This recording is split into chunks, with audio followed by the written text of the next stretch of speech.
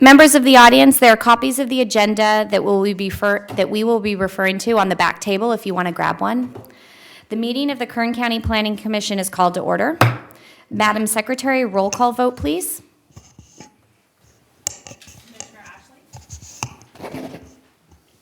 Commissioner Ashley? Commissioner Garcia? Here. Commissioner Louie? Here. Commissioner Poole? Here. Commissioner Sprague? Here. Mr. Nations? Ms. Oviatt? Mr. Murphy? Here. Thank you. Would any commissioner or staff member like to make an announcement or report?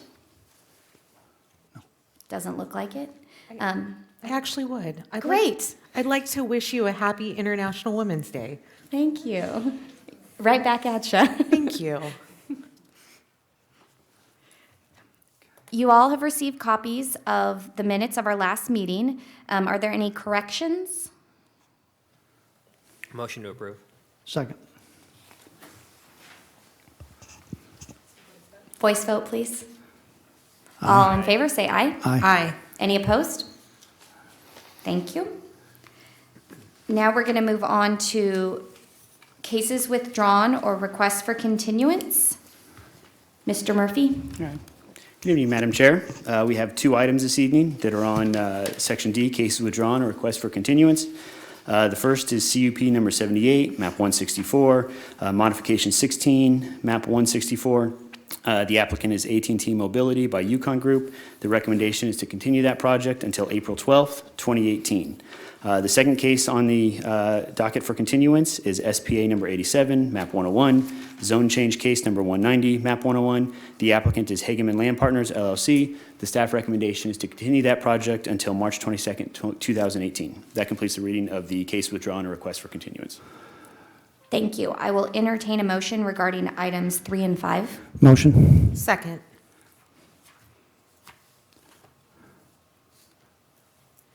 Cast your votes.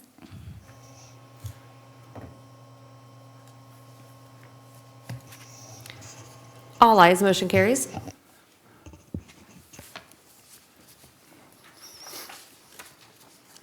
We'll now move on to the consent agenda. Mr. Murphy? All right, these are items scheduled before your commission, which are being recommended for approval by staff, and the applicant has been informed of any special conditions and has no objection.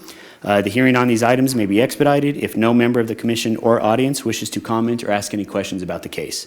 This evening, we have one case that's on the consent calendar. That is case number 4. That is conditional use permit number 17, map 104-30. The applicant is Circus Royale by Fernando Hernandez. This project is located at 8331 Kern Canyon Road in Bakersfield. The request before your commission is to allow the operation of a circus from April 17th, 2018 to May 1st, 2018 in a C2 district. The staff recommendation is to approve the conditional use permit in accordance with the recommended conditions and adopted the suggested findings as set forth in the draft resolution. That completes the reading of the consent calendar.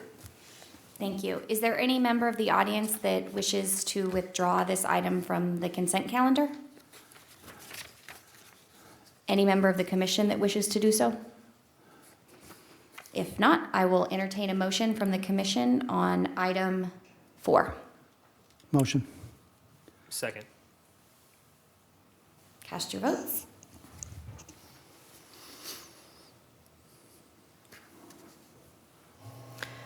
Four ayes, one absent, motion carries. Thank you. Now moving on to public presentations. Madam Chair, I'm sorry, this item is subject to appeal as it's a conditional use permit and the action before your commission is final. So I'd just like to read the Please do right so. for appeal.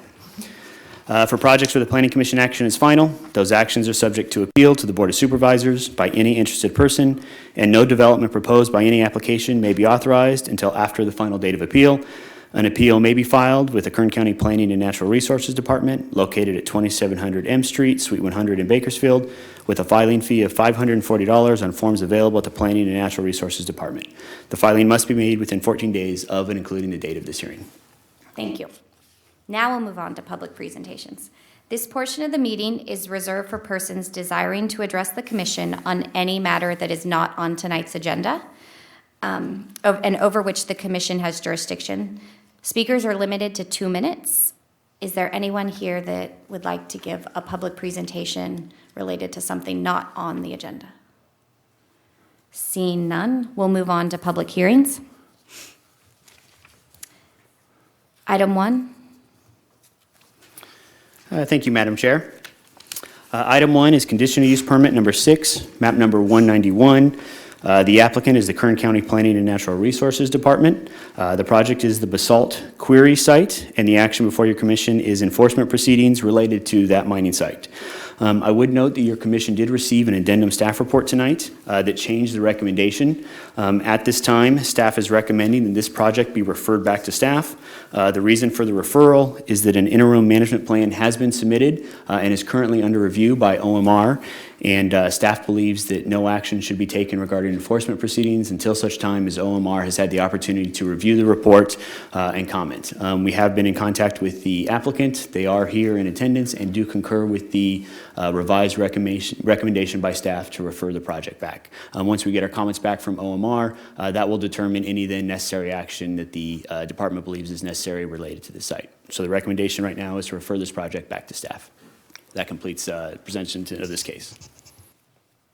I have a question. Go ahead. Mr. Murphy, you heard my testimony at the last meeting regarding this project. So give me your best guess estimate as to when, if we refer it back to staff, when it might come before us again. 1 year, 3 years, 5 years, 2 months? Chairman Sprague, through the chair, my response to that would be generally speaking, OMR takes approximately 30 days. It would be within 90 days. Within 90 days, they will review the submitted plan, and then based on their review and comments, then staff will determine whether or not enforcement proceedings are still necessary. If they are, then we'd bring it back right away, would be the response. If they're no longer necessary and the project is then in compliance, then there would be no reason for enforcement action to be taken. Okay, I guess I would just have to wait. Is there a motion? I'll make the motion. I'm sorry, one more time, Madam Chair. Sorry, this item was on the agenda, so I do believe it's appropriate if you ask the audience if there's anybody that would like to speak on that particular item. Sure. Is there anybody here that would like to speak on item number 2? Excuse me, number 1? Thank you. No one else? I will close the public hearing and now entertain a motion. I'll make the motion to refer it back to staff. Second. Cast your votes.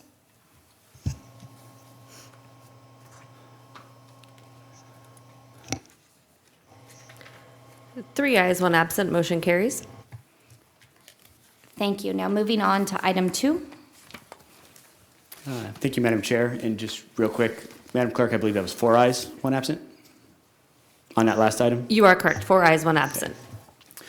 All right, moving back to case number 2 on tonight's agenda.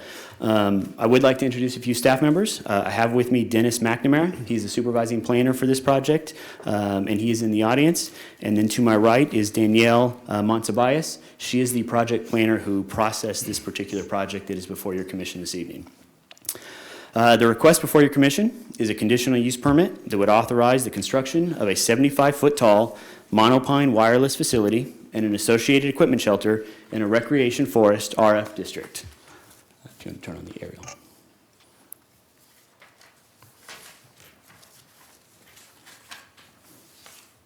Sorry, oh, there we go.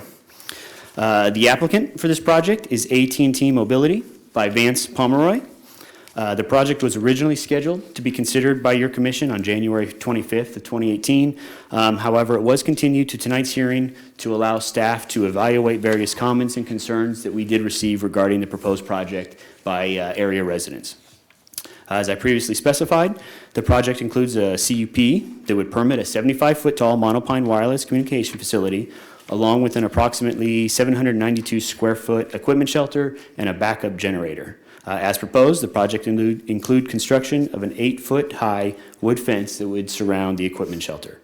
The site itself is located within the Fraser Park area, Cuddy Valley area, and is located at 11171 Dorothy Lane within a 22-acre parcel.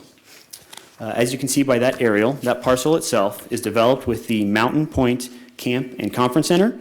The site includes an auditorium, commercial kitchen, various cabins for lodging, along with various athletic fields, a swimming pool, and a playground. The project site itself is designated medium-density residential by the Cuddy Valley Specific Plan, and it has a zone classification of RF. According to the RF district requirements, all radio and television antenna, any communication towers, chimneys, and or other similar structures are limited to an 80-foot height. And then based on the aerial, the proposed tower itself is located adjacent to the existing tree line that is generally located in the middle, but on the western portion of the vacant land, as you can see by, again, the graphic that is before you. Surrounding properties are developed with single-family residences or undeveloped land. Access to the parcel itself is provided off of Dorothy Lane. Staff notes that there have been two similar requests that have been approved within the project vicinity. The first was conditional use permit 23, map 23836. That was approved on May of 2017, which authorized a 74-foot tall monopine wireless communication facility. And the other one is conditional use permit 23, map 238, which was approved in July of 2017, and that authorized an 80-foot tall wireless communication facility. As a reminder to your commission, wireless communication facilities are permitted uses with all industrial zone districts, and they require the processing of conditional use permits in agricultural, residential, and commercial districts. Stealthing of the tower, we've had many discussions on that over the years. Stealthing of the tower is required if the project site is zoned residential, or if it has a residential general plan map code designation, or if it is located on property within 300 feet of any residentially zoned land. Many times towers themselves located in commercial zones are also utilized stealth design because the height requests generally preclude the use of a slimline monopole tower. So, in residential and in many times in some commercial districts is when the stealthing is required. All proposed towers must not only comply with the base zone district by which they are located in, but they also must be in compliance with the Wireless Communication Facilities chapter of the zoning ordinance, known as Chapter 19.91. The purpose of that chapter in itself is to establish all reasonable guidelines and regulations for the siting of wireless communication facilities subject to the Federal Telecommunications Act of 1996. The siting of wireless communication facilities shall be encouraged to minimize the adverse aesthetic impacts on residential areas and other sensitive viewsheds by collating facilities whenever feasible, and through the use of stealth design technologies, they should disguise the facility so that it is not easily recognizable as telecommunications equipment, or it has other screening and design treatments which seek to harmonize the tower siting with the natural or the built environment. While Chapter 19.91 is the manner by which the county manages communication facilities locally, your commission should be advised that these facilities are also federally managed by the Telecommunications Act of 1996. The purpose of the TCA, and specifically Section 704 of the TCA, is to foster the growth of cellular communication technologies. In doing so, there are various limits in the terms of local siting over land use authority that we have locally for projects when they meet the basic standards and provisions.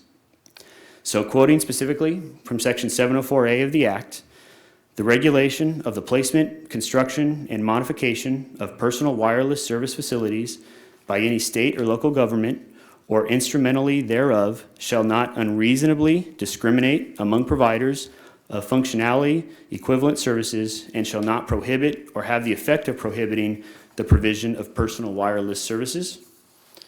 The Act also expressly preempts state and local governments from regulating personal wireless communication facilities on the basis of environmental effects of radio frequency emissions to the extent that those facilities comply with all FCC regulations concerning those emissions.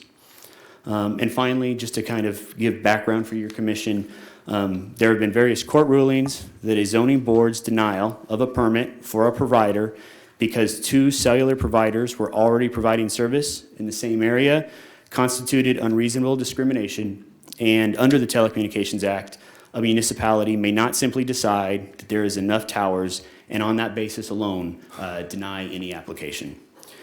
So now to touch base a little bit more on this project specifically, to address the stealth design requirements for this project, the applicant is proposing that the tower resemble a monopine tree, which is consistent with all of our requirements in Chapter 19.91. During the course of processing the request, staff notified all surrounding property owners and other county departments. At the time of this writing, we've received 9 comment letters from 8 community residents, along with a petition signed by 175 individuals that are opposed to this particular project at this time. Additionally, as part of that opposition comment that we received, there was a request that your commission require the installation of 100 to 150 trees on the project site to help reduce any aesthetic impacts associated with the project if your commission decide to recommend approval or to approve the project. A breakdown of the cost associated with that request is included on page 6 of your staff report. But basically, it was a little bit over $2,000 per tree, which would result in over $300,000 worth of improvements if staff required or your commission imposed the addition of 150 trees to stealth the proposed project. In addition, today, staff received a second petition signed by 126 residents in support of the project, along with a letter from the property owner who is also in support. All correspondence received to date has been provided to your commission in the staff report or in separate handouts. And I would note for your commission's benefit that staff did not verify every single signature and residence that we received on either of the petitions. We're taking them at face value in terms of all those individuals or residential residents of the area, both in the petitions we received in opposition and the petition we received in favor. During the course of review, again, a number of concerns were raised by interested persons, and what I'd like to do now is highlight a few of those comments along with how they have been addressed by staff.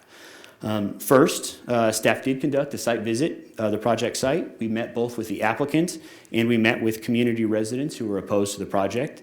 Clearly the purpose of that site visit was to evaluate the concerns raised firsthand. A summary of that site visit has been provided and is outlined to your commission on page 6 of the staff report. But again, I'd like to just talk about a few of the topics that were discussed and how they're addressed by staff for this particular project. We received a number of comments and concerns related to aesthetics or loss of property value. Regarding aesthetic impacts themselves, it's important to note that there is not any existing or proposed air easement that exists on the project site. As such, there is no person or person that has a specific entitlement to a view or a view shed. And additionally, there are no adopted scenic views or scenic corridors at this particular project site. The proposed project is not located in an isolated area of land that is void of any structures or any other environmental landscape characteristics. Rather, the tower is proposed along the existing tree line of very similar sized trees with an existing developed camp and a conference center. However, AT&T is sensitive to the concerns raised by the project or by the various residents and has offered to help mitigate some of this by doing a few things, which staff has formalized in some of the conditions that we have included as part of the recommendation before your commission. The first one, which I don't want to necessarily read the entire condition, but is condition 4D, which is found on page 3 of the resolution. But the project proponent has agreed to provide the property owner with 4 trees to place on the project site. Staff has included provisions within this condition that requires 2 of those trees to be installed within 600 feet of the project area, and that those trees should be planted within 1 year of commencement of the proposed project. The second condition that staff has incorporated is condition 4E. The project applicant has agreed to move the proposed tower 15 feet further west of its existing proposed location. So the intent of that recommendation or that provision would be to put the tree further, or the proposed tower further close to the existing tree line to help disguise it. Staff has included condition 4E. However, just to make sure it is very crystal clear, I do propose some wordsmithing to that condition. As the condition reads right now, it states that the applicant shall submit a revised site plan showing the location of the cell tower that has been repositioned.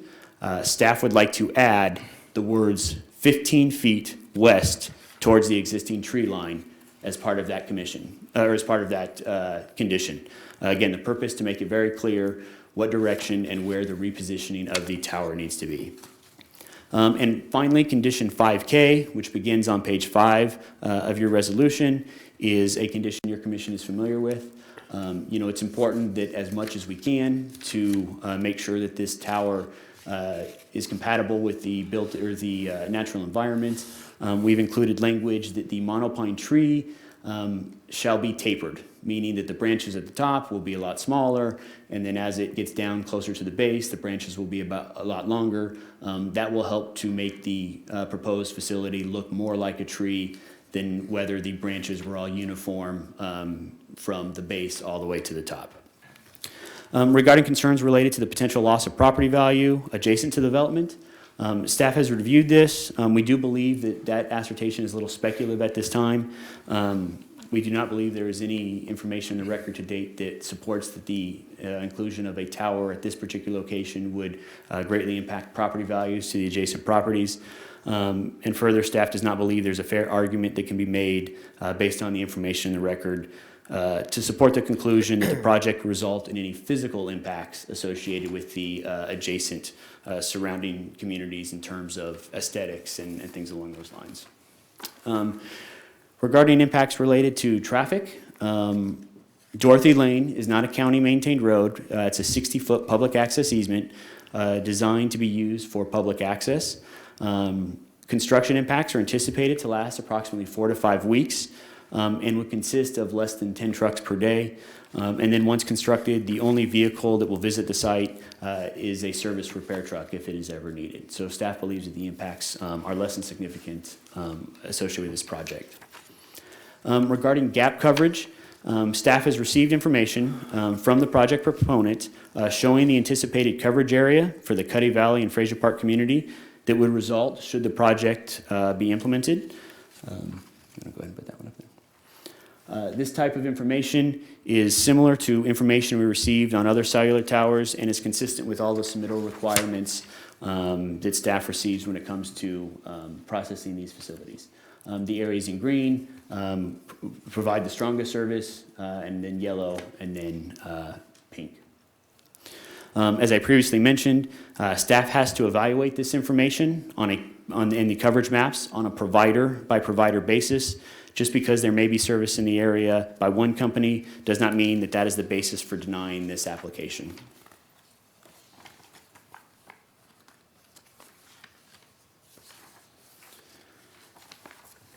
And finally, health concerns related to the project. Again, we did receive some comments from area residents concerned about exposure from radio emissions. As I mentioned to your commission before, unfortunately, the Telecommunication Act specifically denies your commission the ability to disapprove a project based on that alone, provided that the proposed project is in compliance with all FCC regulations. They are the jurisdiction that manages that. We have included condition 5F, which is found on page 4 of your draft resolution, that specifically states the communications facility shall be constructed and operated in accordance with all requirements of the Federal Communications Commission. In conclusion, staff is recommending approval of the project with the clarification I made to condition 4E, as I had read into the record. Staff believes that the proposed tower is located adjacent to the existing tree line through the use of the monopine stealth design. along with the implementation of the various development standards for wireless communication facilities and implementation of the proposed conditions of approval, staff believes that this project is adequately designed to be comparable with the existing environment and is consistent both with the Telecommunications Act of 1996 and all county regulations as they relate to wireless communication facilities. Because I did change one condition or recommending one condition be changed, I would like to just read your commission the recommendation as presented by staff. At this time, the staff recommendation is to approve the conditional use permit in accordance with the recommended revised conditions as read into the record by staff and adopt the suggested findings as set forth in the attached draft resolution.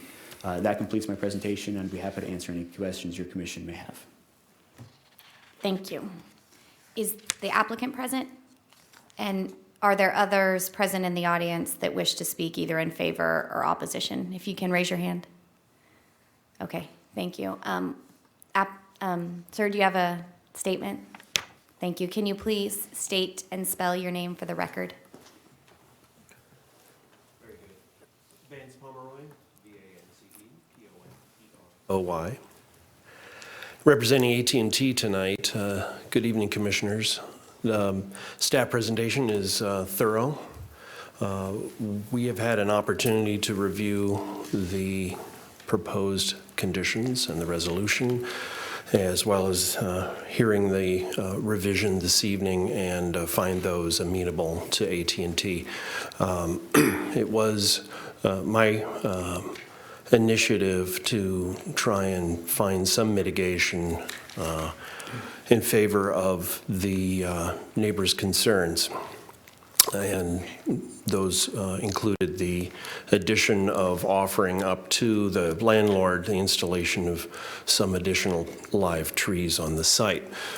It's my understanding from the landlord that they have been conducting a program of tree planting on the site for some time. So we're going to be adding to that. And the stipulation recommended by staff for having 2 of those trees near our tree are fine. In addition, moving the trees back 15 feet from the edge of the tree line is it was on my initiative as well, and that will further tuck, I think that's probably the best way of describing it, tuck the tree, the monopine, in and amongst the existing trees better than it already had been proposed. This proposal is a 75-foot monopine. We have trees from 67 to 92 feet surrounding it already, so tucking back a little bit more will assist in this stealthing and compatibility with the existing environment. And I think I'm available for any questions you may have and assist you in answering any questions that may be brought up by others. Thank you. Very good. Madam Chair. Do you have a question? I'm Mr. sorry. Pomeroy. Yes, good evening. What is your plan for road access for maintenance and servicing of the site? I noticed in one of the letters that they're private roads. Have you made any type of arrangements with the people surrounding this area and as far as ingress and egress to the sites? Well, as staff noted, public access through the various existing roads there. We'll be using Steinhoff Road primarily to get over to Dorothy Lane. And the existing roads are in good condition. We have chatted with the landlord because they have folks coming in and out of that property when they have events and campers and conference attendees there. So we'll be taking the route that is most normal for the folks that already use the camp property. I understand that, but I'm concerned about the equipment, the construction equipment, the dust, and other items of construction coming into this. That road, it appears, is maintained by an association who have put money into maintaining these roads and continue to maintain them. So I'm wondering what AT&T is going to do about maintaining and furnishing compatibility with the homeowners and the landowners in the area for dust control and other things that might break down. I mean, Obviously, the weather up there gets pretty murky sometimes. Sure. And if it does, is AT&T to the rescue, or what? Well, it's my understanding from the landlord and other information that I've received that there is not a formal property-to-property road maintenance arrangement. I believe it's some informal arrangement. AT&T is willing to provide dust control, so if the commission wishes, I can stipulate that as acceptable, as well as any maintenance. Now, it's a limited time that during the construction phase when the greatest impact, which is still not very significant, will occur, and then thereafter it'll be pretty sporadic. But if the roads during winter weather seasons break down, and you have equipment going back and forth with, lifts and trucks and things like that to service the tower, if there's damage that occurs in those roadways into the site, is AT&T going to take it upon themselves to maintain or repair those roads? Yes. Okay. Mr. Murphy, is that something that can be added? Commissioner Sprague, to the chair. We have previously used a condition on many of the solar projects that your commission is aware of where we require the project proponent to take pictures of a particular roadway prior to beginning any construction activities. Then what they do is after the project is completed, they take pictures again, and then any particular damage that was associated with their bringing the trucks in and out, they repair that particular damage that may have been done. So, I'll let your commission continue. I will start working on some draft language that would be something to that extent, should your commission wish to incorporate a condition similar to that. Is there a limit on the fronds that they could add to the pine tree or subtract from the pine tree that would affect the view of the pine tree? Is there a limit to the amount of pine fronds, branches, they could subtract from the tree or add to the tree to get, say, better communication a couple of years from now if they wanted to add more pine branches to the monopine? Chairman Sprague through the, or Commissioner Sprague through the chair, I can partly answer that, and that might be a question you can answer the project proponent.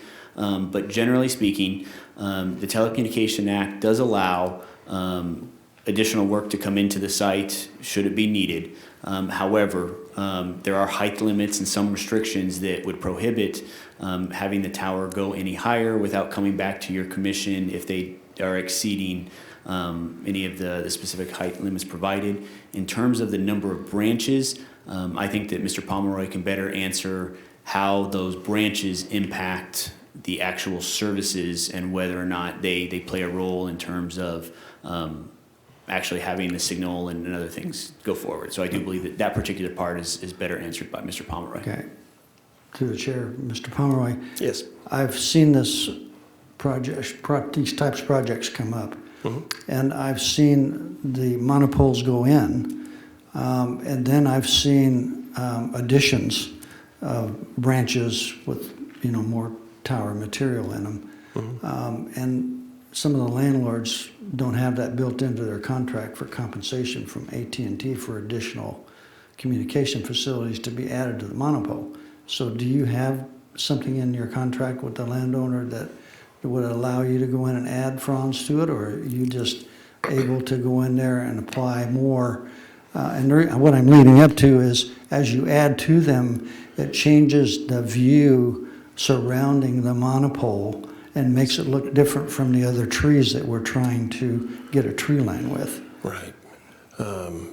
Typically, and it would be the case here, we begin with a tree, especially these days, they've gotten so much better than they began as. Yeah. There's a particular branch density, and the County of Kern has been very adamant about us creating the conical shape. That's why we have a 30-foot diameter at the bottom, which is the maximum structurally you can put on these. And the number of branches typically stays the same because the addition of additional equipment would not necessitate adding any more. In addition, all the branches are designed to be radio frequency transparent. So it can, basically antennas shoot through it and it doesn't affect them. That's why they're designed that way. So if in the future there's any changes, one of the things that the county has the authority to prevent is the defeating of any stealthing. So if a proposal did come forward from AT&T or any other carrier on any site in the county of Kern that defeated the stealthing, the county could come down and say, you can't do that. So that's something that's available to the county at this time already, and it's something that AT&T already keeps in mind. Okay, thank you. Thank you, Madam Chair. Commissioner Louie, do you have a question for the applicant? Sure, Mr. Pomeroy, through the chair. It looks like AT&T was willing to move the tower 15 feet so that it would be less visible in the tree line. Is there any other location on that property, on the parcel that the monopine could be located where it would be really, I guess, stealthed, where you couldn't see it? I'm sorry. We do have a landlord that tells us where we can and can't go. So we start with that. This is the areas that won't interfere with their existing operation, and they have a lot of different activities. There's a zip line, not just 2 trees to the south of our site. The reason for us moving it 15 feet is any bit further and it starts interfering with the landlord's operation. So the location we're at generally is where the landlord wants us to try and confine ourselves to. But I was able to ask them, can we move it 15 feet, which is 50% of the diameter of the tree where it had been proposed, into the trees. So if the landlord was okay with another location, do you think that putting the monopine in a different location could resolve the aesthetic issue? I have to beg to say that I don't think there is an aesthetic issue here. We moved it the 15 feet to make it better than it was, but it was already blending in very, very well in the existing environment. Is there a location on that property, if the landlord was okay with it, that would make it better than where you moved it to the 15 feet? No. No. No. Okay, thank you. Thank you. Very good. Can the folks that are opposed to the project and would like to speak come to the front of the room one at a time, speak and state your name and spell your last name for the record?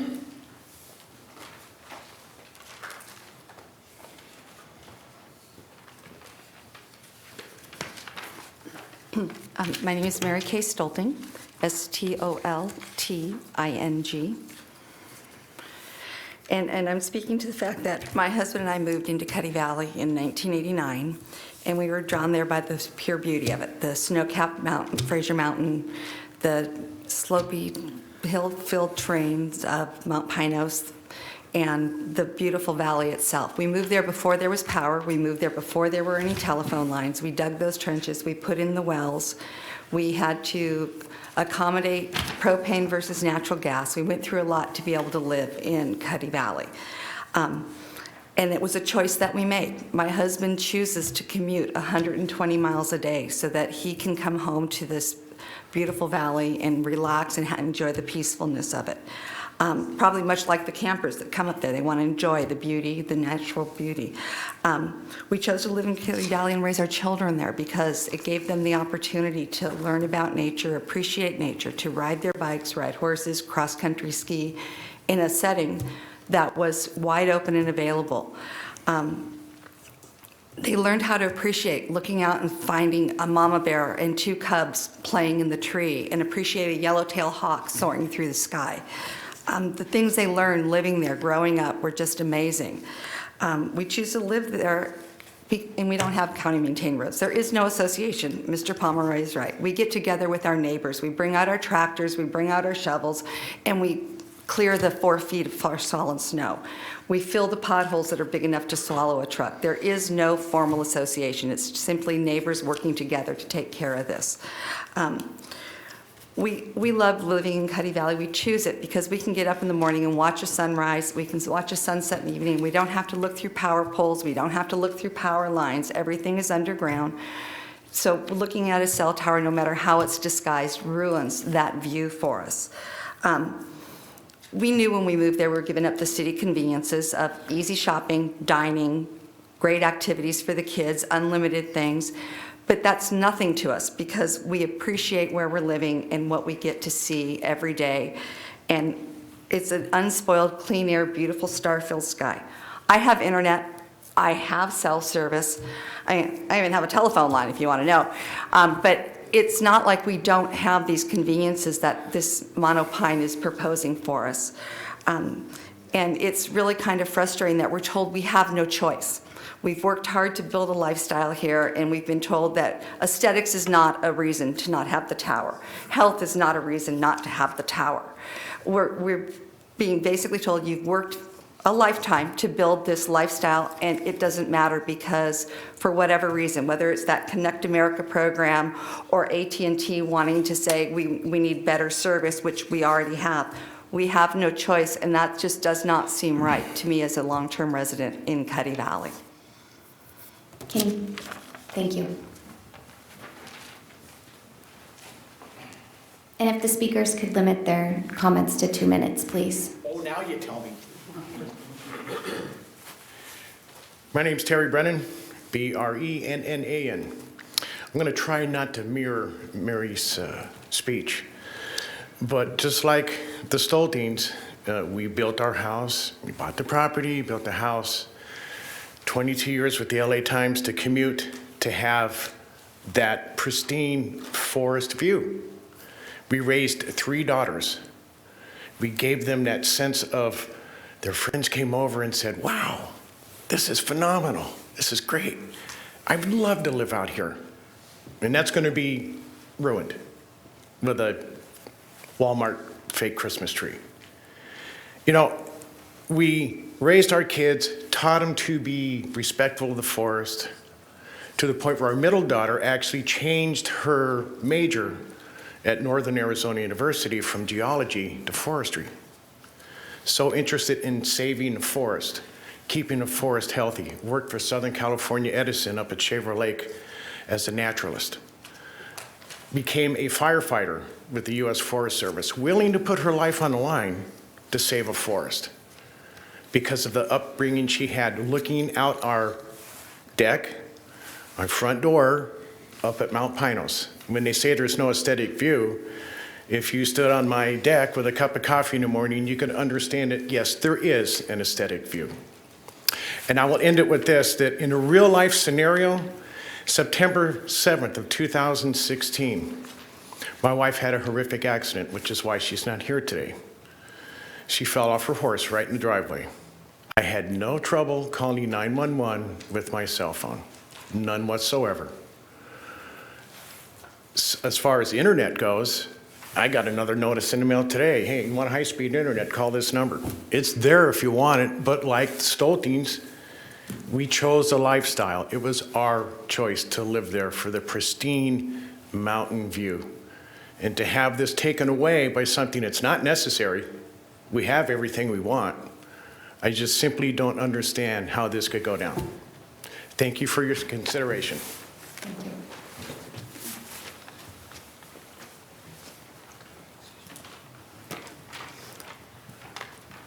Hello, my name is Teresa Legault, L-E-G-A-U-L-T. I sent an email to a couple of you, I don't know which ones for sure now, inviting you up to our community because there's no way you can listen to this gentleman or this gentleman and get a clear picture of where we live. I live on Dusty Road. I live in the middle of Cuddy Valley. I have the most beautiful view. the back of my house looks down to where they are putting and have approved a cell tower already in Pinyon Pines. Now, Pinyon Pines is surrounded by mountains and it's very squeezed in. The neighborhood is, everyone's right beside each other. We are wide open. I look down there and I can see that, and there's no obstruction between my house, which is on Dusty Road, down to Pinyon Pines. In our area, if they have that thing, which has been approved, there's no obstruction of any sort from Pinyon Pines to the forest line that they are talking about. There's no obstruction whatsoever. As of right now, our phone service is great. Our internet has been updated, and there's just no reason for this. Now, I just want to comment on a couple of things that this gentleman brought up. But first, I don't think you guys can understand how beautiful, how open, how unnecessary this is, especially with the ones that they have already approved. And I really encourage you, before you make this mistake, because you guys always go with these people, that you come and take a look at our valley. Now, the other thing, he said that it would not affect the property values. We have been in a very suppressed value of our properties for a while now. I've lived there since '98. It has been bad for a long time.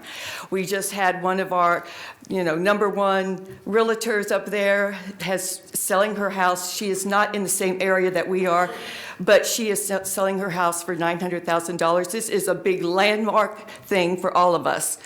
Now, where I live, I want to sell my house for $900,000, and I will look directly onto this monstrosity that they think they have nicely, camouflaged.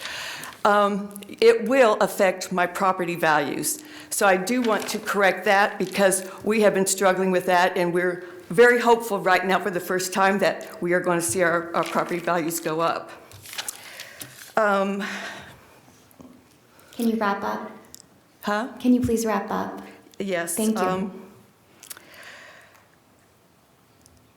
We live in a place where if you guys put this tower anywhere down here in Bakersfield, it wouldn't mean a thing because you have eyesores all over the place. You have billboards, you have signs, you have buildings. You guys wouldn't care if this went up. We do not have telephone lines. We do not have electrical lines. We do not have wires draped around. There's no way that this is not going to be noticeable. We do not have the obstructions you have. This is going to stand out. Also, when they talk about the roadway, you have no idea. We do not have asphalt on our roads. We have major concerns, and if they're going to come in, they really need to get it all the way from the highway all the way to their place because you have no idea what we face up there. I would just like to invite you to come see this because this is not anything like you have seen before, and we are covered, and we will be even more covered when Pinyon Pines gets their cell tower. Thank you. Thank you.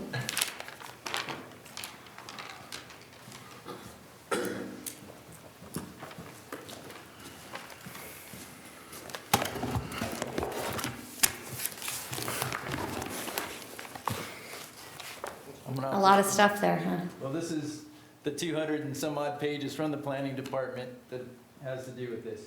So Please. first of all, I will just state my name. Thank you. My name is William Sanchez, the residents of Cuddy Valley. You saw that. Sir, could you spell your name for the record? I'm sorry. I'm sorry. I could do it for you probably, but I might mess it up. William Sanchez, Sanchez.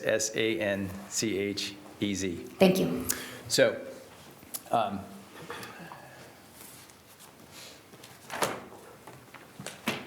first of all, I'd just like to thank you all for your service to Kern County and specifically to the residents of Cuddy Valley, which were here, and I'm here. They asked me to represent them. Obviously, some have spoken, but as you saw on our petition with the 175 plus signatures, at least 50 of these signatures are actually residents of Cuddy Valley that have asked me to speak for them.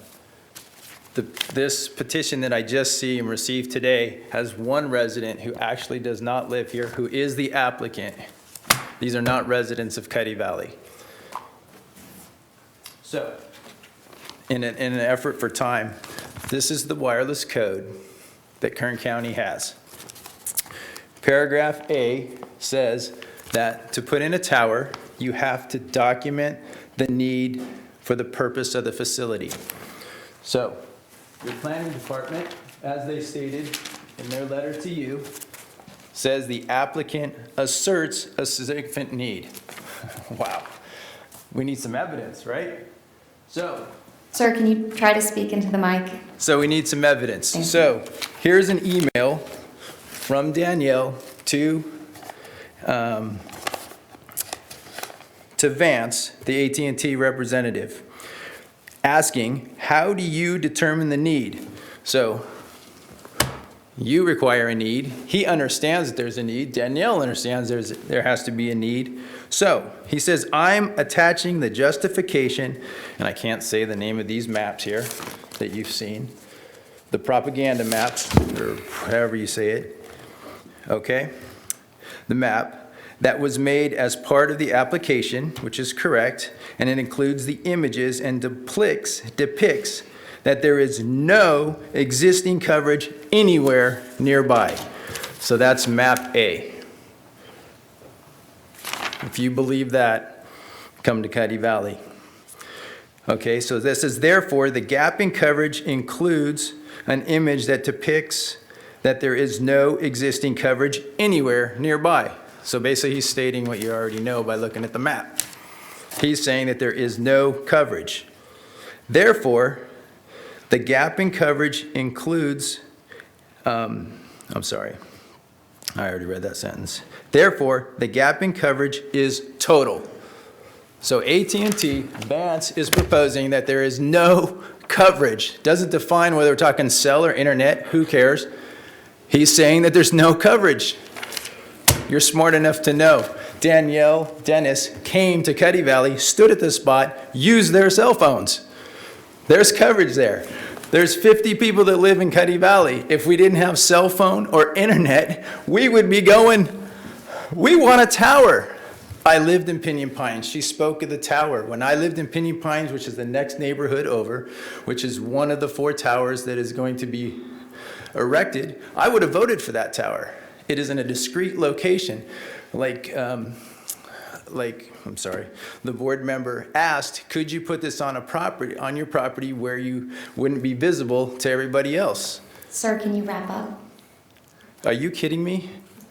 Are you, really? I mean, they started their project in March of 2017, and you're gonna give me 2 minutes? You've had 4, and I'm just asking you to move had 2. along. Okay. Thank you. I will move on. Okay, so you understand there is no coverage. Okay, so he goes on to say AT&T does not have any other existing wire facility in Cuddy Valley. There's nothing that says every valley, every community has to have a tower. It's about service. It's about service to the people that are there. That's what we're here. That's what you're saying. That's what this says. The people have the service. There is no need.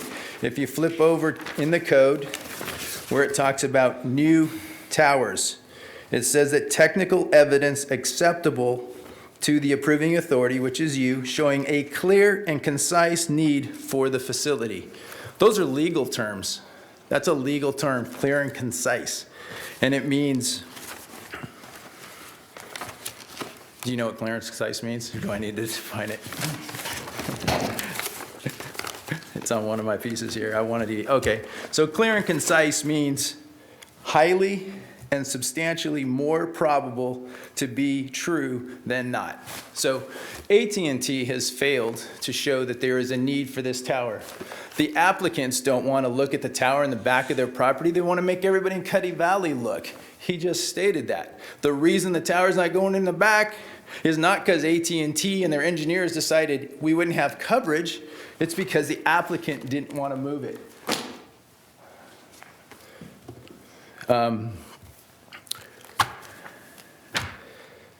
There's all kinds, so basically, we all know that we have internet in Cuddy Valley. We have We don't need the tower. So the people of Cuddy Valley today are asking you to deny this permit because it does not qualify according to your ordinances. You have the power to deny it. The Telecommunications Act does not deny you the power to deny this tower in this valley. Do you have any questions? Thank you. Sure. Commissioner Sprague had a question first. Did you have a question for? No, that was from before. Okay. Commissioner Louie? Mr. Sanchez, through the chair, is there, you know this area well, you live up there, is there an area on the property where that cell tower could be located that you would be okay with? Absolutely. It's a Where? 22-acre parcel. On the back side of that is the Girl Scout camp, which is another 56 some odd acres, and then the National Forest. So on the back side of the camp, I'd have to look at the map, but, oh, you have your map right there. Right here, So they just posted the map up, so where would you be okay, you and your, the people you represent be okay with the tower? I'm just curious. So there's another fallacy that they're talking about, because this map doesn't show the easement, and they talk about coming in off of Dorothy Lane, which is where that little curve portion is, that little notch. So it says boundary of parent parcel, correct, right there. That's actually the entrance to the camp, that's on the permit. They've created an easement over on the other property, which is fine, and they bring their roads up there. Anyway, so if they come in there, that area where they enter the camp back there, in those trees would be acceptable to us. Thank you. Thank you. I don't think there are any additional questions at the time. Are there any other folks here that are going to be speaking in opposition to the project?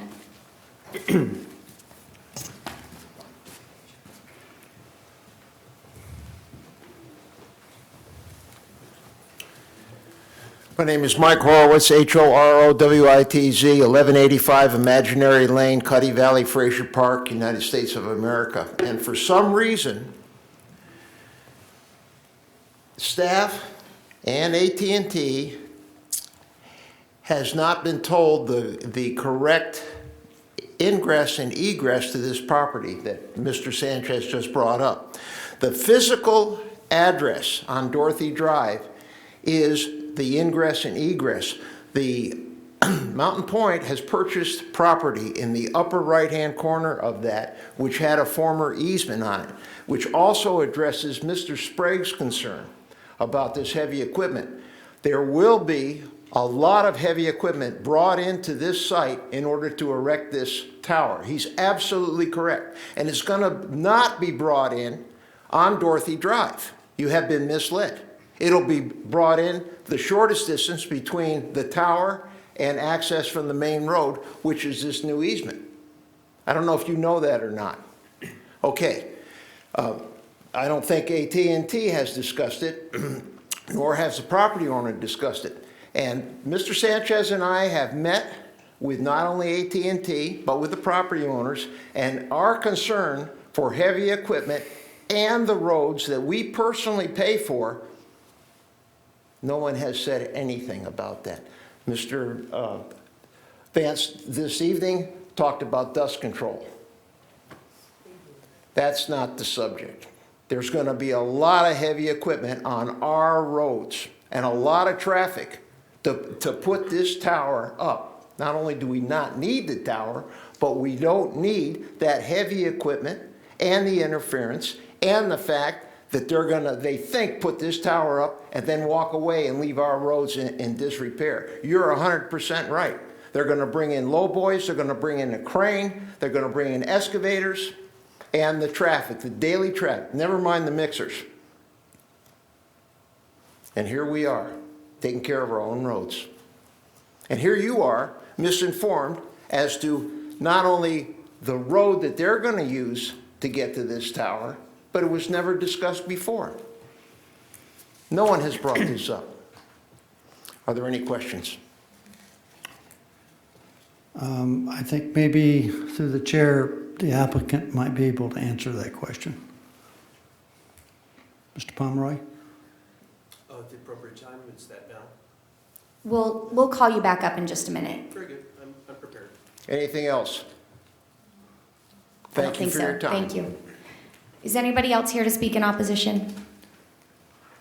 We'll come back to you, Mr. Pomeroy.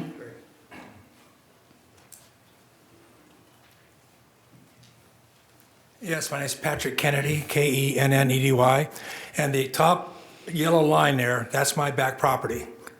And you can see where the tower is. It's a stone's throw onto my property to their tower, okay? And you can, by the way, that petition in favor of it, you can throw that away because no one on that petition lives anywhere near where we live except one person. So what a person in Bakersfield has at stake with this tower, I have no idea, but that petition is worthless. Okay, anyway, what I want to point out is something a little bit different. I want to point out the kind of person or entity we're dealing with here. I've lived there, I built my house there in 2005, and I've lived there ever since. I have never seen that church do one single thing to help our community, nothing. Okay, I'm a retired teacher, I live on a fixed income. We have to fix the roads, okay? We have a road committee, it's all voluntary.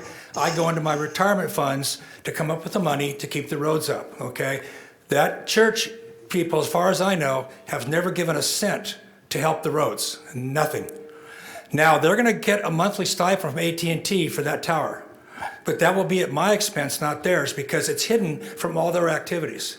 But in my backyard, it'll be in my backyard, okay? And I don't have much, you can tell, I have no good feelings for that church camp because I've never seen them lift a finger to help the community at all.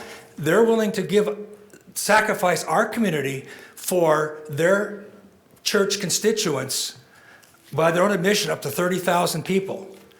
That many people, yet they haven't given 1 cent to our roads, not 1 cent to help our community out at all, but they're willing to sell us out for people who come out maybe once a year at all for a church camp. And then they're not there anymore. There's nobody there month after month. And then they have a big picnic and they all have fun and they go away again.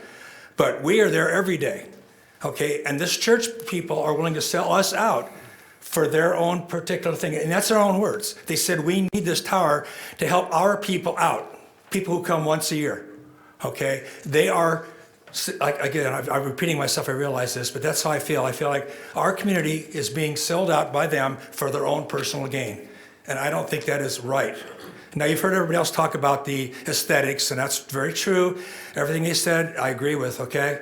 But I'm also concerned with the intent behind this church group, what they're trying to do, make some money off our backs.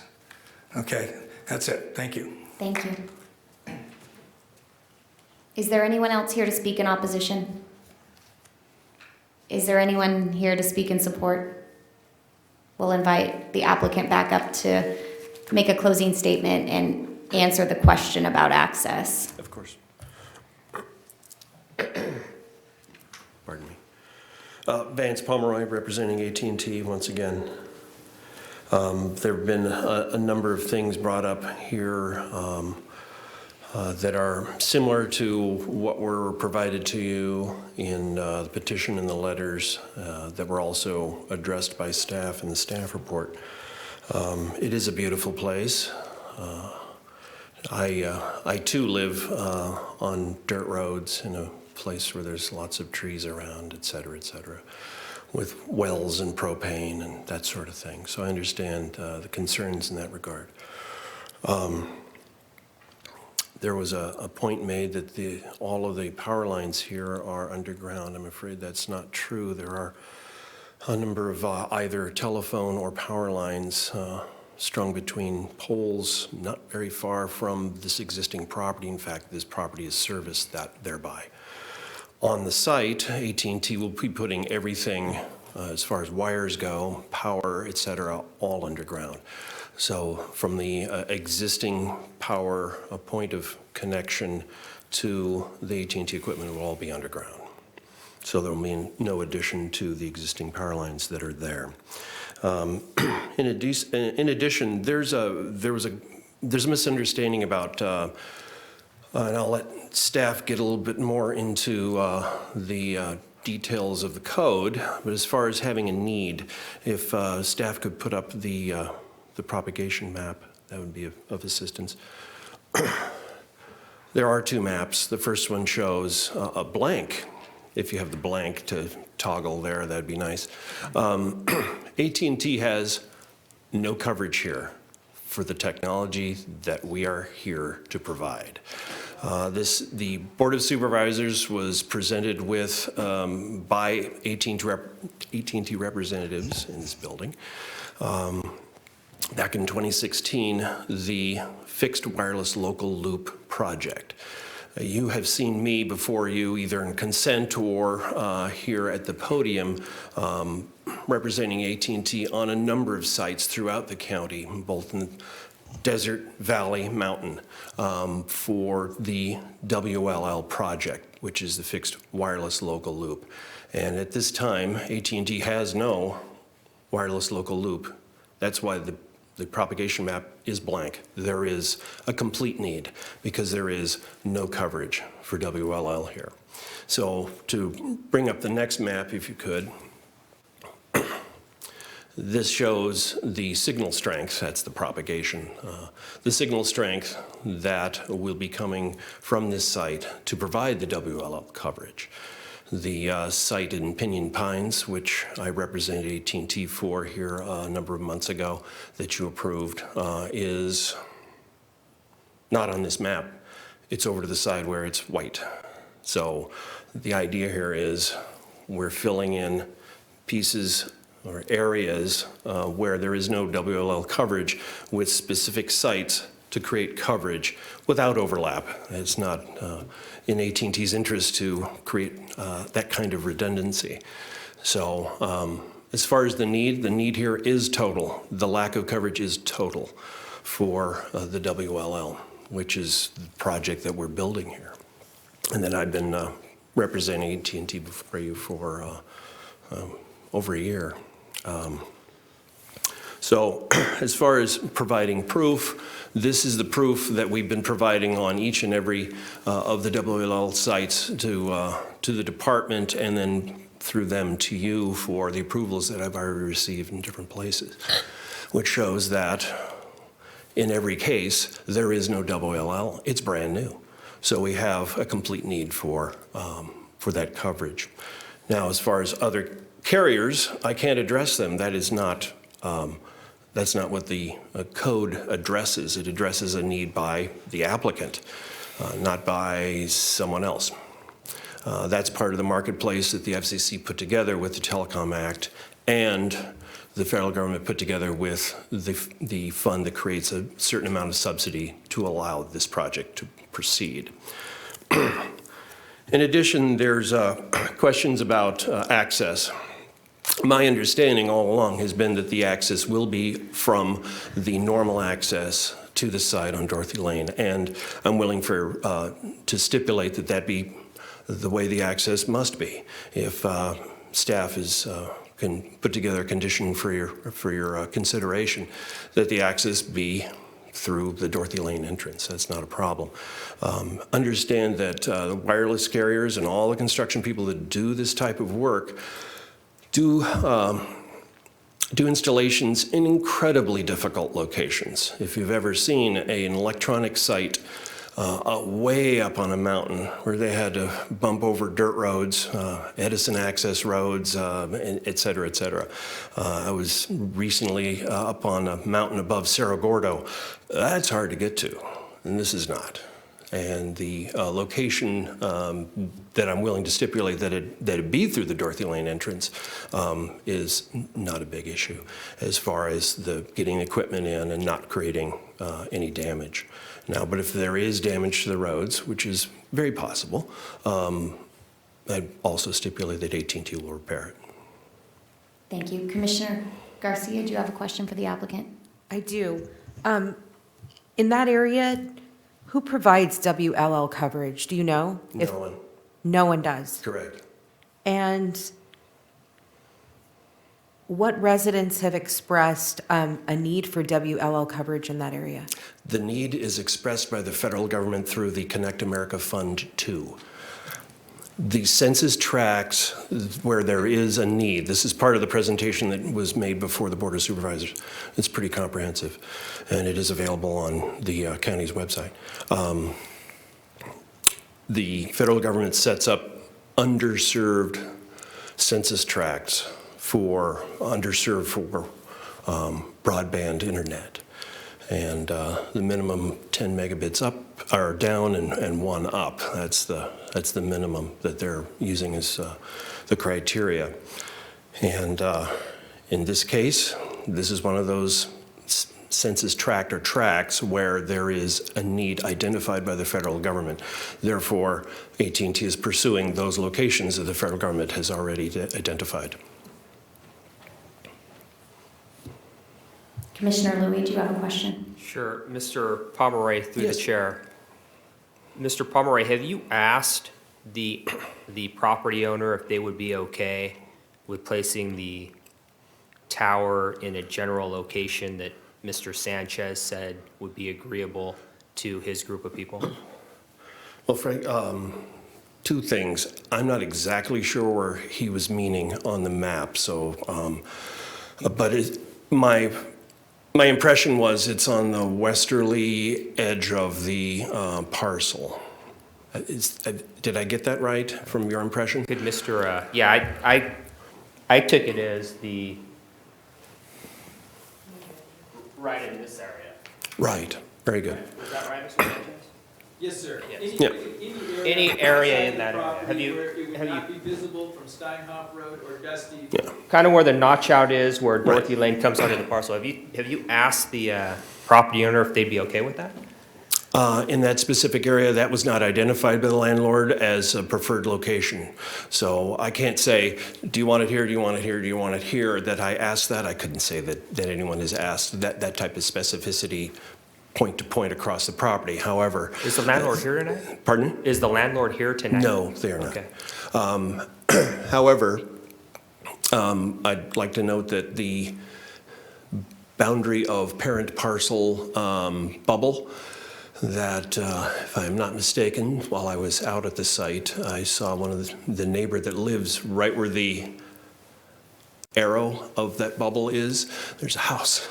And that would be closer to any residence than the current location.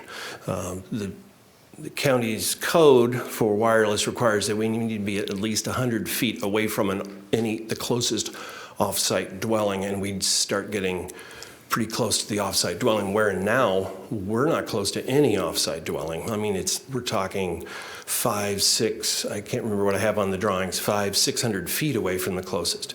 If you move it further west by the amount that I think is being indicated, now you're getting much, much closer to an existing off-site dwelling, which gets closer and closer to the edge of the code standard. Thank you. Commissioner Sprague.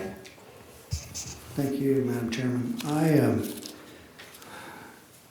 My thoughts after listening to testimony and to Commissioner's questions and Mr. Pomeroy is that maybe we should consider referring this back to staff and letting AT&T search for a better location, possibly on this parcel or other parcels, that satisfy the area residents contained in this petition against the installation in this particular site. So my recommendation to this planning commission would be to refer it back to staff and let AT&T come back to us with some alternatives and also a report to us that's factual, that says this is needed in the area, because the residents are all saying they've got coverage. If it's just a federal program that says, well, we don't know if it's there, but we think it's needed, I want to see something on a factual basis come back to us from staff, if we can refer it back to staff, and come up with a different location. I'd just like to see what the alternatives are here.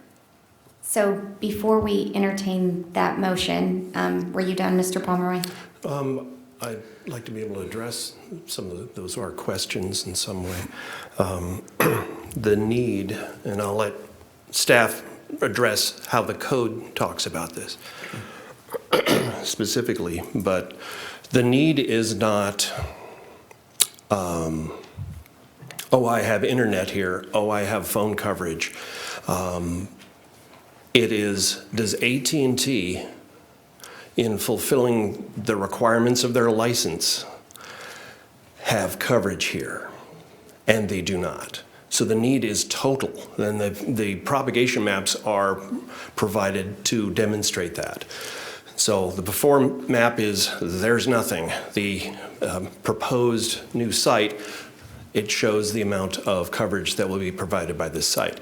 There is none at this time. So as far as, well, I get service from the local cable company, I get service from T-Mobile, I get service from Verizon. I have T-Mobile myself, and I had coverage out there,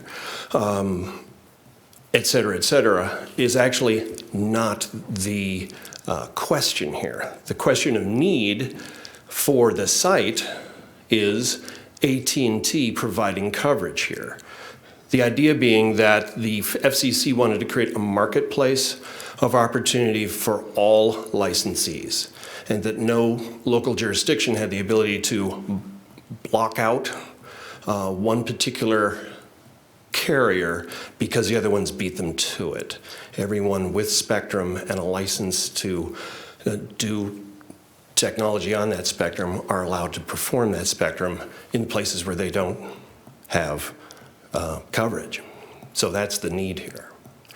So I just wanted to address that, because the only thing I can come back with is exactly what you already have. So you're just saying AT&T is the only applicant that wants to service a particular area, and other providers have not made an application in accordance with the Federal Communications? As far as the provision of fixed wireless local loop on the LTE bands, no, there are no other carriers that do this. So that's why AT&T took advantage of Cover America Fund 2, and no other carrier did.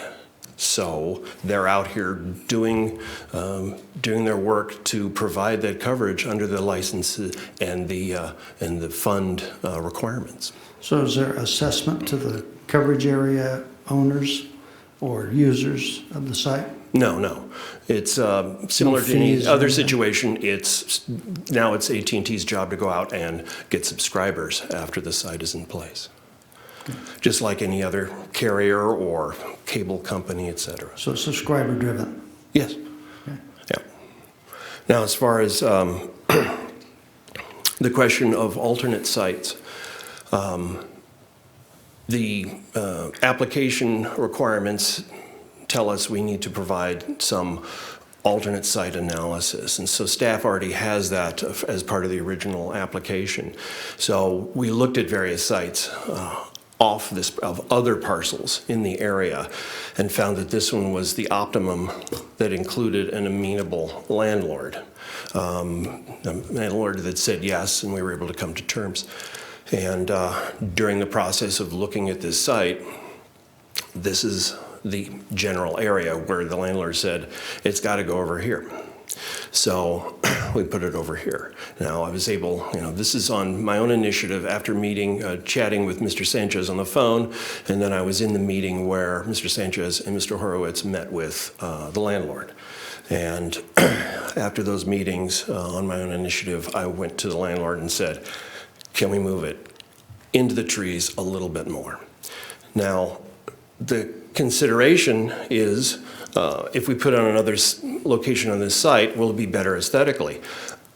In my estimation, and this is looking at all the types of installations that I've been involved with in Kern County, this is like one of the very best aesthetic solutions of all the applications I have filed in Kern County. I've got a tree, which is part of what the code tells me I need to look at using.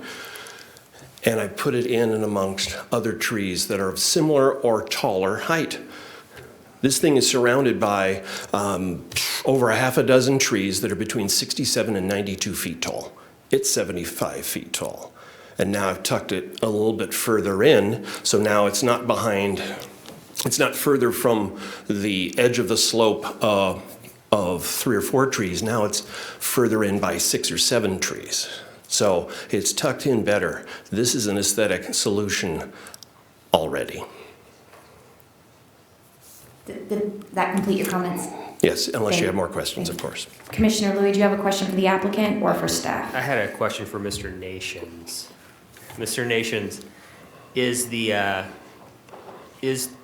the term need, because I'm trying to figure out if we need to send this back to staff in order to determine whether or not there is a need. Does that term need, as it's used in the context of this application, refer to what Mr. Pomeroy described it as?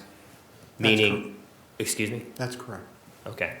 So the term need is if AT&T says we don't have coverage, therefore there's a need. It has nothing to do with whether or not the people in that area want it. That's correct. The way this act is written, it's designed to encourage these types of projects for, whether you agree with that or not.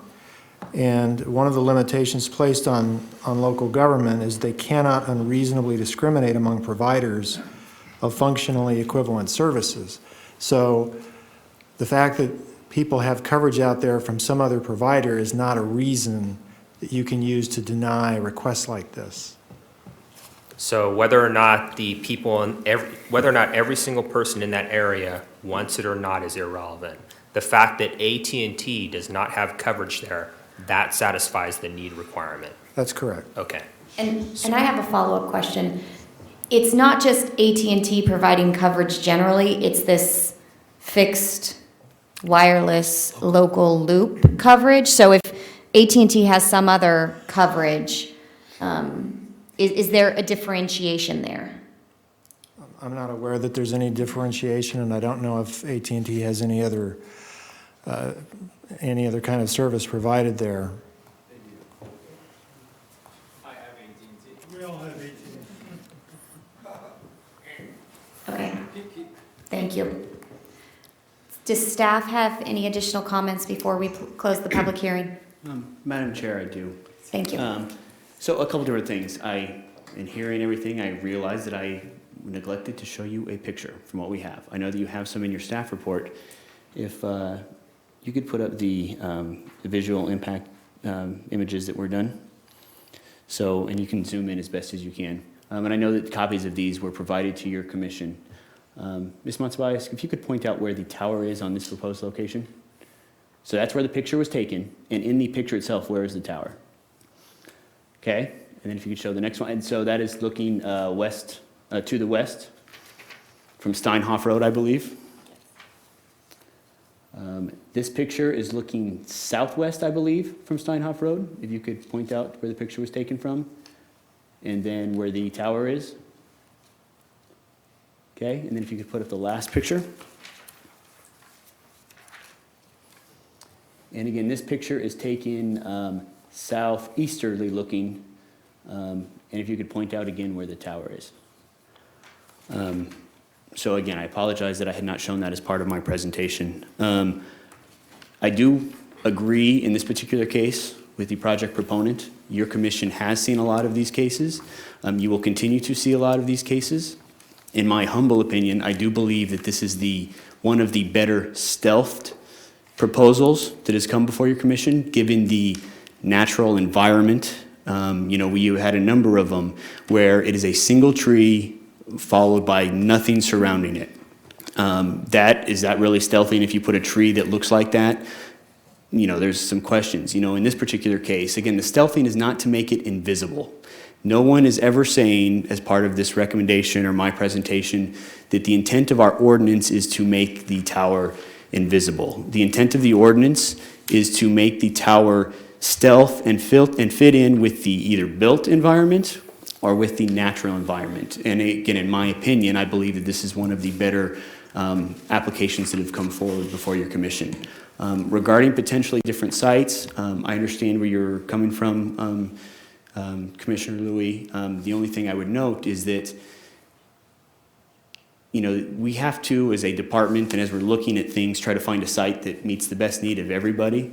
If we move the site and now we create another visual impact that someone was happy with this site versus the other one, you know, it is very difficult to find a site that everyone always will be happy with. You know, we're in this particular case, we have a property owner that has identified a particular location that works for them.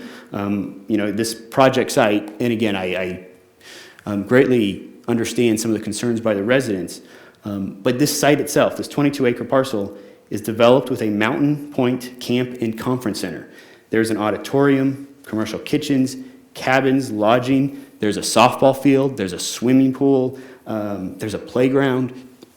You know, it's difficult from a planning perspective to look at this particular site, given the visual impact simulations that have been provided, and say that this project does not fit in with the existing environment, just purely from that particular perspective. I mean, your commission has a lot of questions that have come to you regarding adjacent properties. You know, a residential proposal that may come before your commission that is currently vacant land and they want to put houses next to you.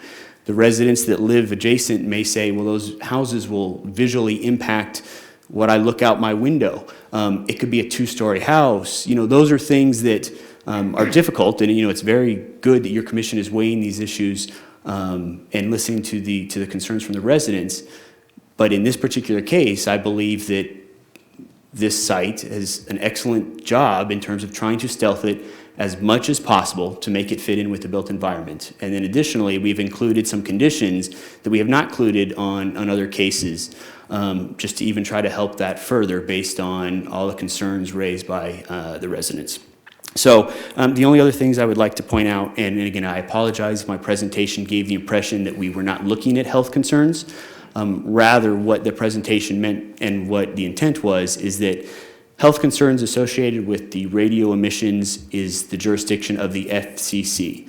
Therefore, if the FCC compliance guidelines are met in the construction of this facility, the FCC has determined that they are safe. So it's not that we did not look at those, rather we've included specific conditions that require the project to build this facility in compliance with the FCC guidelines, and therefore the emissions have been determined to be safe. And then I guess finally, the last comment I would have is there was a question, and again, this is for your commission to consider, regarding a potentially new condition for the project site, should you wish to recommend approval. I have drafted something that I would like to read into the record. Staff would propose for your commission's consideration the addition of condition 4M, which would specify that prior to the issuance of any building or grading permit, the project proponent shall be required to videotape the project access roads prior to the start of any construction activities. Upon completion of those construction activities, the project proponent shall be responsible for repairing any damage incurred by implementation of this project per the determination of the Kern County Public Works Department. All project access shall come from Dorothy Lane. So that would be my proposed additional condition that your commission can add to this particular project to address some of the concerns that were raised. And that would complete any of my closing comments. Thank you. Madam Chair. Madam Chairman, could you please give me 2 minutes? They had a lot of time, and I'll address Cover America that he's talking about and the wireless, the WLL. Madam Chair. That program. Commissioner Sprague, I have a question to propose to Mr. we'll Murphy. come back to you, sir. Mr. Murphy, with the addition of your comments that you just gave us, could we add a stipulation that AT&T be responsible for putting down a binder on the dirt roads that go ingress and egress from this site to control the dust barriers that will come off of this with the vehicles and trucks and equipment that go in to construct the site and maintain the site, because it is in perpetuity for the lifetime of the tower there, that could affect the health concerns of the residents in the area as the wind does blow up there and dust does circulate. So is that something we could add to what you just read and enter into the record as a proposal for us to consider? Commissioner Sprague through the chair. That is something that we can add.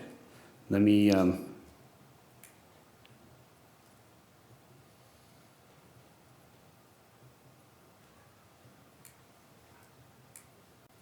okay, the language that I would add, and I will specify where I will add it once, if this is good with your commission. A dust binder determined as appropriate through consultation with the Kern County Planning and Development, Natural Resources Department, shall be utilized along any unpaved road utilized to access the site. And my intent would be to make that the last sentence prior to the words, all projects shall come from Dorothy Lane. Okay. Thank you. I like that. Mr. Sanchez, 2 minutes. So he is correct. in Speak into stating- the microphone, I'm sorry. please. Hello, I'm William Sanchez again. He is correct that this is the WLL. So that's Connect America.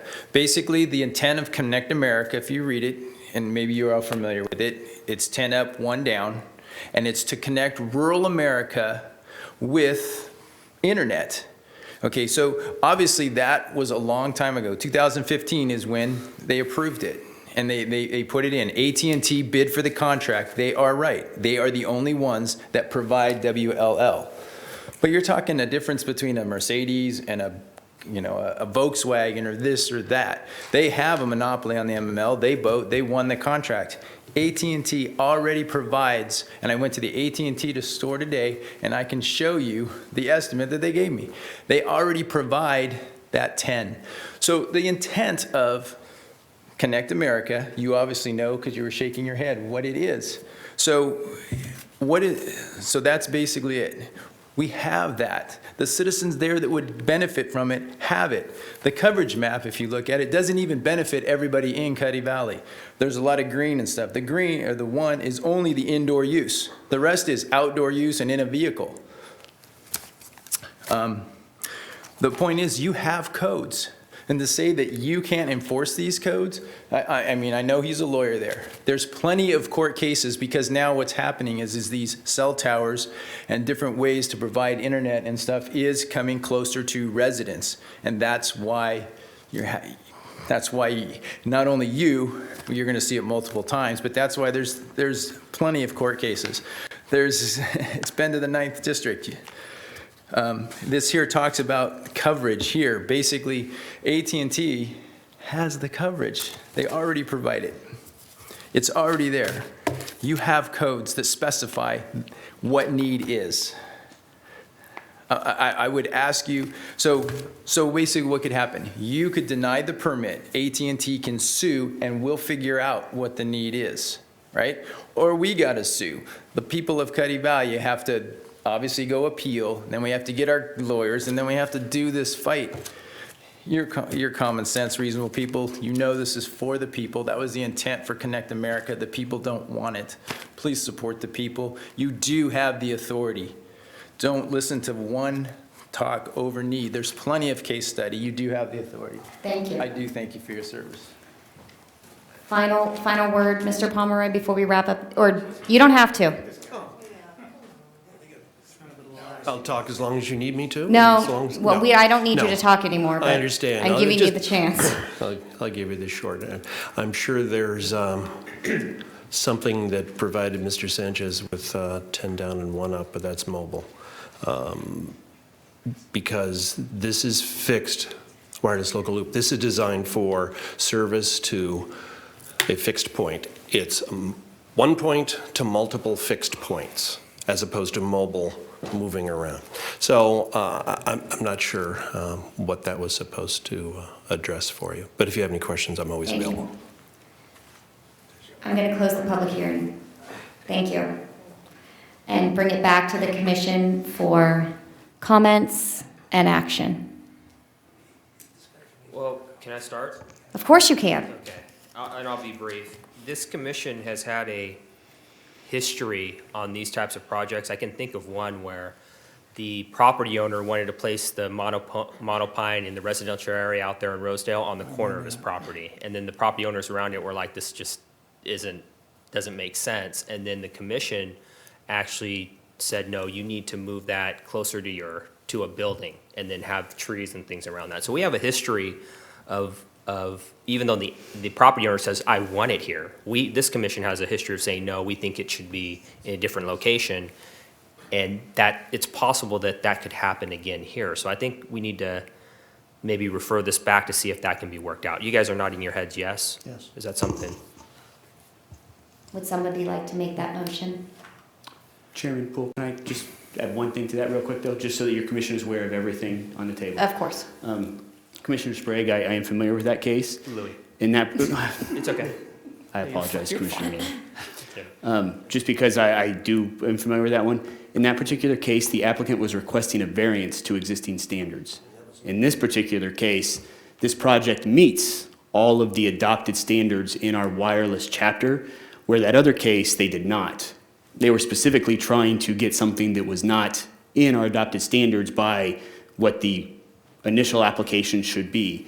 They are asking a variance to a setback requirement, and again, in this particular case, there is no setback required. This meets all of those particular conditions that have been adopted as part of our zoning ordinance related to where and how these facilities should be placed. So I just wanted to provide your commission with that information. And then the other thing I would like to provide is just for your overall, refer back means that we have to come back to your commission. If your commission takes some sort of action tonight, it is appealable to the Board of Supervisors. So there is a difference in terms of ongoing processes. A refer back means that we have to start all over. We might have a project applicant we might have a project owner that says they will not propose it anywhere else, and this very same application may come back to you 6 weeks from now. Whereas if you commission takes some sort of action, whether it's a recommendation for approval, whether it's a recommendation for a denial, at least there is a process by which this project can be considered by the Board of Supervisors, in which we would not necessarily have the exact same project come back before you within a couple of months based on some of that information. So again, I just want to make sure that your commission had all of that information before you made some sort of decision tonight. Thank you.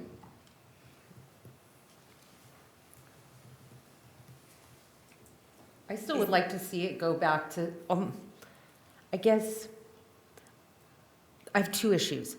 First, in that I don't know if the recommendation that we discussed with the roads is enough, given that they're going to be on a non-county maintained road that it sounds like is only being maintained through the residents who are opposed to this project. So I have a problem with the residents picking up the bill for the lifetime of this project. So I don't know how we can amend that, or if the recommendation of sealing the road addresses that issue fully.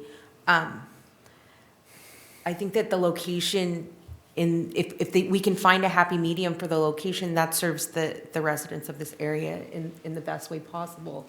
If sending that back and requiring that to be addressed through the applicant and the residents is the best way to do it, by referring it back to staff, I would go with that plan. If sending it to the Board of I don't know if sending it directly to the Board of Supervisors is the best way to facilitate that conversation.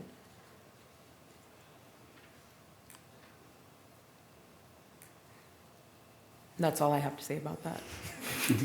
Are there any additional comments? Is there a motion? Well,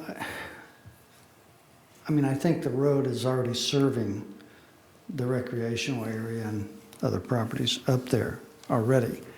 But I'm specifically looking at the damage and the dust from the construction vehicles as well as the maintenance vehicles back and forth to the site, because I see this happening with other cell sites where you do have this increased traffic area with construction and maintenance equipment. So that's my concern about health issues. In regards to this road, it's already being used, so there's already being dust created by the people who are using the roads, but this additional traffic impairs and adds to the congestion that could be caused on this particular site. So that was the reason I thought putting a good dust binder down and AT&T picking up that tab for that compensates a little bit for that. Finding another site sounds like maybe difficult to do, but maybe hasn't been studied enough. So I kind of agree with Commissioner Garcia in that I would like to see it go back to staff and come back with some more factual material and possible alternative sites that could be generated in this particular parcel or adjacent parcels from other landowners that could be satisfactory to some of the area residents. I understand you can't please all the people all the time, and we may get into that dilemma again. When it comes back before us, if we refer it back to staff, you're going to have possibly the same and different people sitting in the audience saying, no, we don't like that. So it's going to have to be addressed one way or the other. So my thoughts were, if we could address it tonight and compensate for the road and the dust and the construction of the particular site, we can't control the view site, but from the pictures I see here, it's difficult to disseminate between the real trees and the proposed tree that's going to go in there. So it's really a dilemma to look at for us to go with the monopine in this particular area. So I kind of lean to Ms. Garcia's recommendation of going back, referring it back to staff, having it come back to us with some alterations, let's say, and present back to us so that we get a new look at it with some different factual material about service area and the roads and the cell site location of the tower. And I'm willing to go through that again, like a hearing tonight, and listen to pros and cons from the people that live up there so that we can make a better informed decision as to what we need to do there and what we need to make a decision on and provide it back to the Board of Supervisors so that they can make an adequate decision on what we recommend to them, because that's what we are, as a recommendation board. I'll second your motion. Can I, wait, sorry, I'm sorry, can I have one question? The only reason I ask, instead of a refer back, is it possible that we continue this case until April 5th? A refer back is way different than a continuance, and with the number of projects staff is processing, the time to get that set up, if your commission wants to look at this, you can absolutely, we can be happy to look at additional sites and continue it until April 5th. We could do that if AT&T could be ready for that to come and present it to us in that short time frame. Perhaps if the actual property owner can be present so that they can communicate anything regarding how changing the location would affect the way that they use the property. So I guess I would just be interested to know whether the April date is sufficient or whether we could continue it to April, and if it turns out April is insufficient, we can continue it again. So there are two items here, and I believe that you should probably ask the project proponent. So one thing is that all of the processing that we do when it comes to these cell towers, we actually are mandated to process them and have a decision within 150 days. Now, Mr. Pomeroy had already requested, or at our request, he provided us correspondence that allowed us to extend that time period so that we can continue it from January 25th until tonight's hearing. So one, I would think that you may want to ask if he would continue that a little bit more so that these issues can be looked at a little bit further. And then I would ask Mr. Pomeroy whether it's more appropriate to help answer those questions, to him work with the property owner, and then for staff to look at it, whether or not the first meeting in April is more appropriate or whether the second meeting in April. The first meeting is April 5th and the second, April 12th. And the 26th is the other meeting that we have in April. So I would just ask that your commission consider that. Madam Chair, go ahead. I was going to pose that question to Mr. Pomeroy as to whether a continuance to April 12th or 26th would be acceptable to the applicant, and if so, which date you would prefer. Next week would be fine. Okay. AT&T was able to provide the extension of the time frame for this hearing because of the additional thorough information that staff required to compile to present to you tonight. So if you look at the previous staff report and then look at tonight's staff report, there's substantial information that's been added to provide you with an opportunity to make a decision this evening. So that's a no. April 5th, is it? I'm sorry? 12th. 12th. I think I got enough to make a motion, Madam Chair. Well, I'd be more amenable to the next, which is the 22nd of March. Yes? That is the case. You have a large limited project on questions that that are easy for us to compile. Okay, I'm prepared to make a motion. Okay, thank you. Very good. I just have a Unless couple other comments to make. commissioners I just have a couple comments. comments. I think the first thing that I think troubles me here is that I think the federal government's broadband program has put a community like yours in a really tough spot. And there's not a lot we can do about that. But I think, unfortunately, this program, all incredibly well-intentioned to get better internet and broadband access to rural residents, has complicated things for communities like yours. I also think that we see a lot of these cell tower projects, and I would agree with staff and the representative for AT&T in saying this one looks really good compared to a lot of the stuff that we see, right? And I agree with you. I think the one thing that troubles me right now is whether there is someplace else on this site that would be better. I agree we can't make everybody happy all the time. I think I would feel better moving this forward if we knew we had uncovered every stone on that site. And if it turns out there's not a better place or an alternative place is worse aesthetically, in good conscience, I think I could support this if we had those facts before us. So, are there other comments, other commissioners? No. Is there a motion? Then I would make a motion that we continue it to the 26th of April as set forth by staff. For there a further second? information and revised factual material in accordance with the comments that staff has heard tonight from the audience and from the commission. I'm prepared to second that. Are we within the time frame necessary? Because this is a time-sensitive issue, correct? Oh, he agreed to it. I think I'm Mr. sorry. Pomeroy agreed, correct? Yeah. March 22nd. I'm sorry. No, 26th of April. So Mr. Pomeroy asked for it to be continued to our next planning commission meeting, and the motion was to continue it to April. April 26th, and if we couldn't get to that point, we could refer it to staff or just deny the project.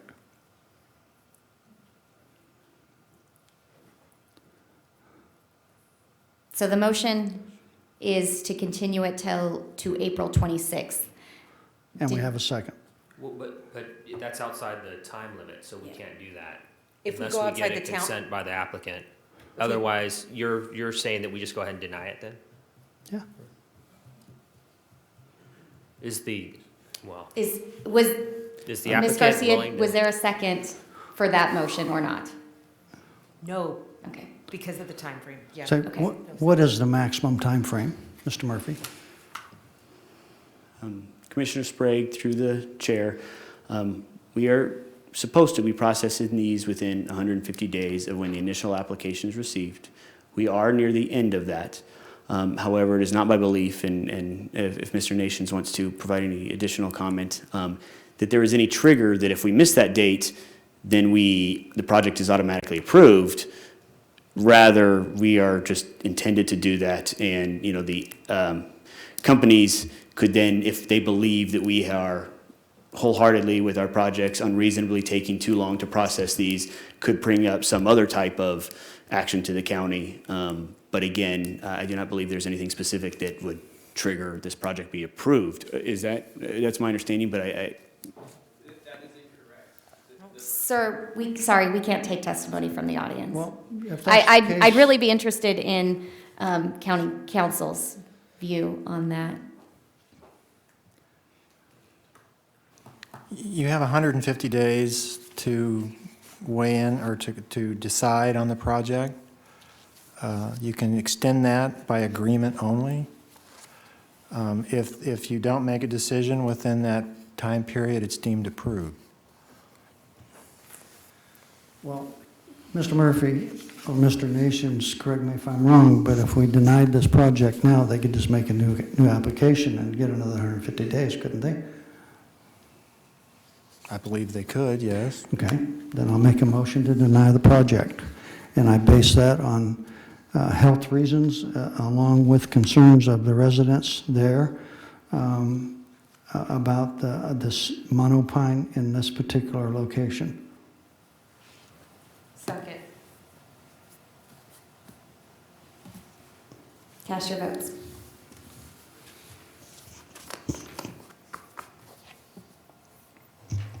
Three ayes, one no, one absent. The motion to deny carries. Chairman Poole, can I read the? Of course you can. notice of Thank appeal? you. For projects where the Planning Commission action is final, those actions are subject to appeal to the Board of Supervisors by any interested person, and no development proposed by any application may be authorized until and after the final date of appeal. An appeal may be filed with the Kern County Planning and Natural Resources Department located at 2700 M Street, Suite 100 in Bakersfield, with a filing fee of $540 on forms available at the Planning and Natural Resources Department. The filing must be made within 14 days of and including the date of this hearing. Thank you. If there's no further business, I will entertain a motion to adjourn. Motion? Second. All in favor, say aye. Aye. Any opposed? We stand adjourned. 14 days of and including the date of this hearing. Thank you. If there's no further business, I will entertain a motion to adjourn. Second. All in favor, say aye. Aye. Any opposed? We stand adjourned. Days of and including the date of this hearing.